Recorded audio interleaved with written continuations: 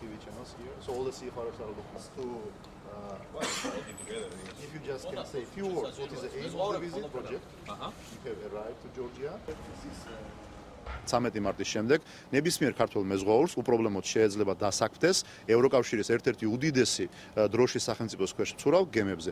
აქვე მინდა გაცნობოთ, რომ მიმდინარე წლის 31 იანვარს ასევე ხელი მოეწერა ურთიერთაღიარების მემორანდუმს კვიპროსის საზღვაო უწყებასა და საქართველოს საზღვაო ტრანსპორტის სააგენტოს შორის და დღეისათვის შეიძლება თამამად ითქვას, რომ კვიპროსის და მალტის დროშის სახელმწიფოები აბსოლუტურად ღია არის ქართველი მეზღვაურებისთვის. ჩვენ საქართველოში პროგრამა TAIEX-ის ფარგლებში ვიმყოფებით, ჩვენი ვიზიტის მიზანია გავუზიაროთ ერთმანეთს სასწავლო პროგრამები და სილაბუსები.